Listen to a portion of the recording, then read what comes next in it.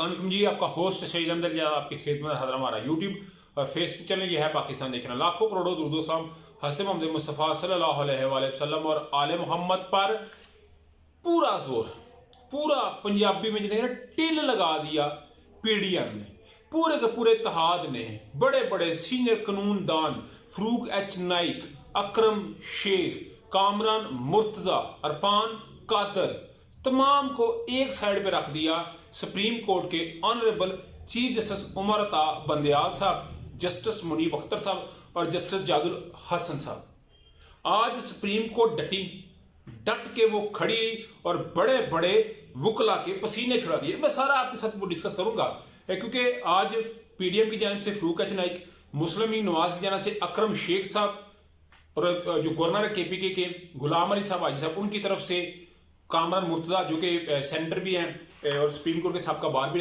सदर भी रह चुके हैं और बड़े जमात इस्लामी के वकील हैं, वो अरफान कादर साहब इलेक्शन कमीशन के वकील थे, मगर आज इलेक्शन कमीशन के वकील नहीं बल्कि नून लीग के मशीर वो ज्यादा ही बने हुए थे। तो इन सबको साइड पे कर दिया। बाकायदा तौर के ऊपर अदालत ने कहा कि आपके ऑफिशियल पीडीएम पेज के ऊपर ये चीज अपलोडेड है कि आपने कहा कि हमने अदालती जो कार्रवाई है इसका बाइकाट करना है। तो अगर आपने बाइकाट करना है तो फिर आप लिख के दे दें कि आपने ये बात नहीं की, अदरवाइज हमने आपको सुनना कोई नहीं। तो बड़ा आज कौमी असम्बली के अंदर स्पीच पे स्पीच की जा रहे थे। आदम नजीर तराड़ था जो कि वजीर कानून है और वजीर आज़म पाकिस्तान ने फिर दोहराया, जब प्रेस कॉन्फ्रेंस की कैबिनेट के साथ बैठ के उस वक्त भी बात कही, कौमी असम्बली में बात कही, क्योंकि सुबह लकीरें निकलवा दी सुप्रीम कोर्ट ने और रात को उन्होंने कहा जी आप जाए, हमने आपको सुनना ही कोई नहीं। मगर बेहतरीन जो आज एक जबरदस्त मुकालमा हुआ वो सेक्रेटरी दफा और चीफ साहब के दरमियान, के अदालत के दरमियान हुआ। और इससे पहले मैं आपको बता दूं, जो आखिरी रिमार्क्स दिए ना, क्लोजिंग रिमार्क्स थी अदालत के, वो यही नजर आ रहा है कि आइन और कानून में जो 90 दिन का इलेक्शन है वही होंगे, इसके अलावा कोई बात नहीं होगी। क्योंकि डेफिनेटली आप जानते हैं अदालत ने कहा जी कि हमने मुज़ाकरत का टाइम दिया, वो भी ना हुआ।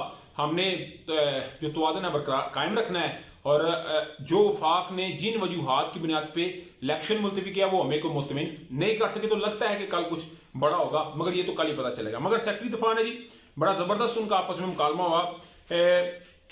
पूछा गया कि सेक्रेटरी दिफा से कि जी बताएं जी क्या मामला है, किस तरह चलना है। उन्होंने कहा जी फोर्सेज बहुत मसरूफ हैं, मुल्क के अंदर थ्रेट्स हैं, हालात ऐसे हैं, सिक्योरिटी फोर्सेज जो है वो जंगी हालात है तो वो उधर मसरूफ है। चीफ जस्टिस साहब ने इस पे बड़ा जबरदस्त बात की। उन्होंने कहा जी अच्छा फोर्सेज में सिर्फ हो जाती है, फोर्सेज में तो नेवी भी आती है, फोर्सेज में तो एयरफोर्स भी आती है।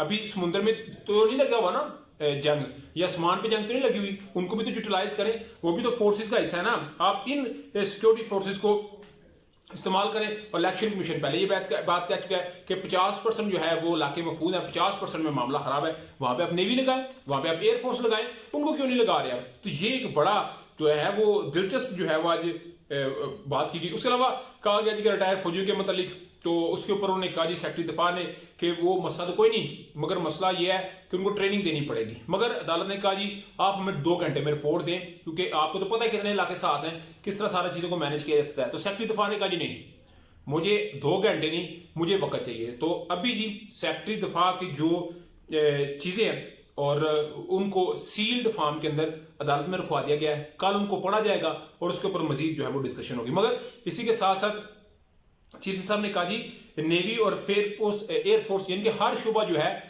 यूनिट जो है वो सिर्फ जंग के लिए नहीं होती, कुछ रिजर्व कोरें भी होती हैं, आप उनको जो है वो इस्तेमाल करें। और अगर वो हसास बात है तो आप मेरे चैम्बर में कर ले, मगर यहाँ पे अदालत में बात होगी तो खुली अदालत जैसी बात होगी, सब कुछ खुलकर करना है, छुपाना छुपाना मैंने कुछ नहीं देना, इधर ही सब कुछ डिस्कस होगा। तो डेफिनेटली योजना जी बड़ी बातें खुलकर हुई। उधर जी हमारी बात की तस्दीक हुई, हमने आपको कल ही बता दिया था इस वक्त रात के ब्लॉग में कि जी बड़ी अहम मुलाकातें हुई हैं।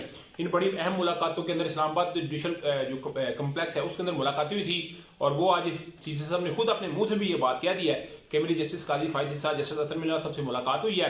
और अरफान कादर साहब ने जैसे कहा ना जी वो तो कहते हैं 1 मैन शो, तो उन्होंने कहा जी मैंने काजी फायजी साहब से पूछा है कि क्या आपने मुझे कहा है 1 मैन शो? उन्होंने कहा जी बिल्कुल, मैंने आपको 1 मैन शो का नहीं कहा, ये तो मैंने एक जनरल सी बात की थी।